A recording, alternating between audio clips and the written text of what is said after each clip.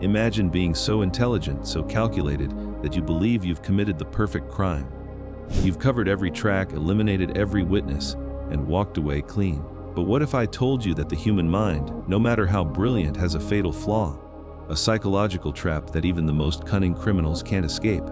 Today, we're diving into the chilling case of a killer whose own psychology became his worst enemy. This isn't about DNA evidence or surveillance cameras. This is about how one man's mind betrayed him in the most unexpected way, leading investigators straight to his door. Stay with me, because what you're about to learn will change how you think about the criminal mind forever. In February 2009, the quiet town of Peoria, Illinois became the center of one of the most psychologically fascinating murder investigations in modern American history.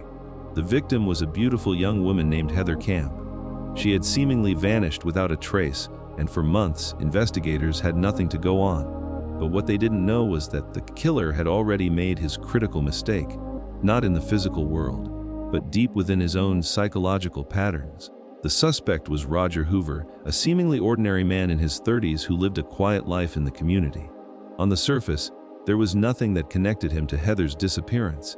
No fingerprints, no witnesses, no physical evidence whatsoever. Roger had been meticulous in covering his tracks.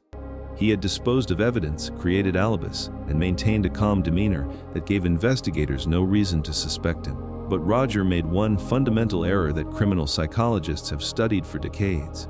He underestimated the power of his own psychological need for control and recognition.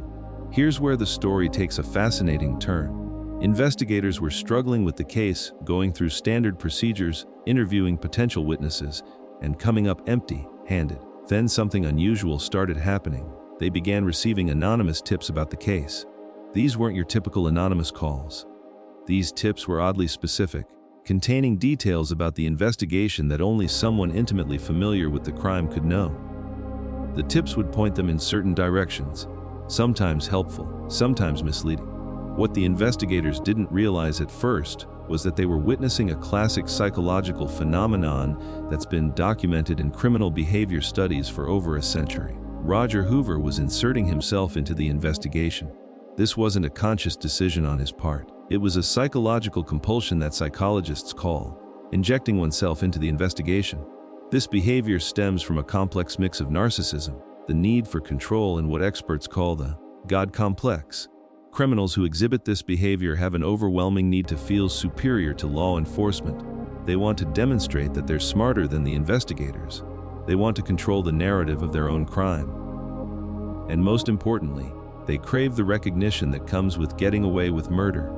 The lead detective on the case, a seasoned investigator named Detective Warner, had seen this pattern before.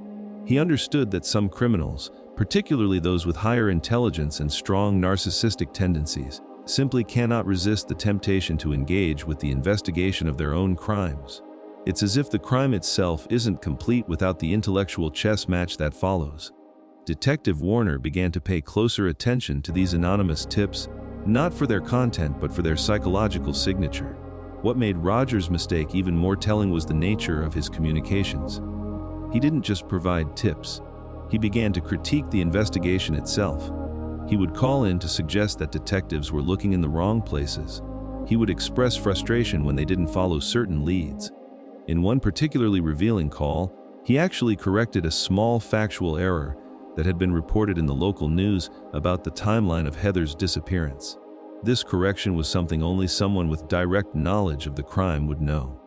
But more than that, it revealed Roger's deep psychological need to be right, to be acknowledged as the smartest person in the room. Psychologists who study criminal behavior have identified this pattern in numerous high-profile cases throughout history.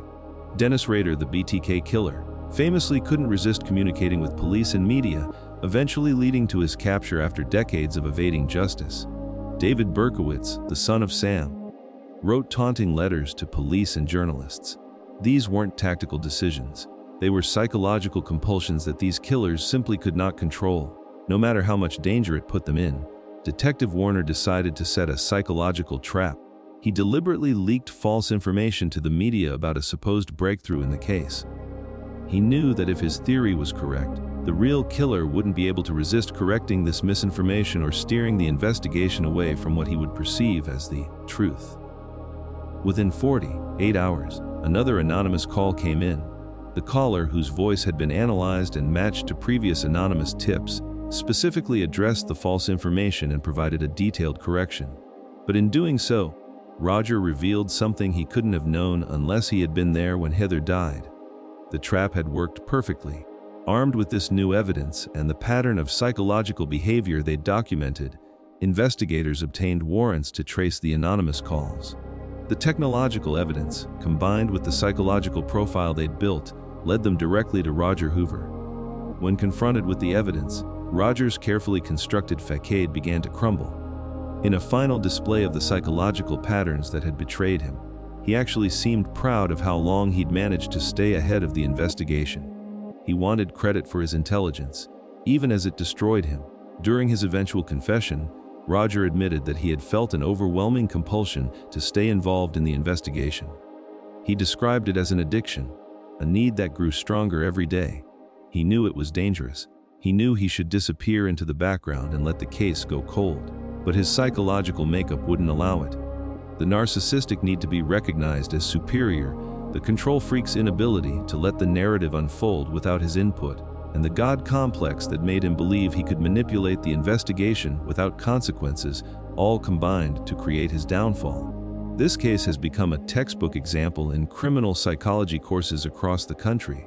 It demonstrates that no matter how intelligent a criminal might be, they cannot escape their own psychological patterns. The human mind, particularly one shaped by narcissism and the need for control, will always find a way to sabotage even the most carefully planned crimes. Roger Hoover's mistake wasn't leaving behind physical evidence. It was believing he could outsmart his own psychology. What we've just explored together reveals something profound about human nature and the patterns that govern our behavior, even in the darkest circumstances. These psychological insights don't just help solve crimes, they help us understand the invisible forces that shape all human behavior. If this story fascinated you as much as it did me, I need you to do something right now. Hit that subscribe button because we dive deep into cases like this every single week, exploring the psychology, the investigation techniques, and the human stories behind some of the most compelling true crime cases in history. Give this video a like if you found it valuable, because it helps us reach more people who are hungry for this kind of intelligent, fact-based content. And here's my challenge to you: drop a comment below telling me what psychological aspect of this case surprised you most. Was it the compulsion to insert himself into the investigation, the need for recognition, or something else entirely? I read every comment, and your insights often shape future videos. Don't just watch and leave. Become part of this community of critical thinkers who want to understand the deeper patterns of human behavior. Subscribe, engage, and I'll see you in the next investigation.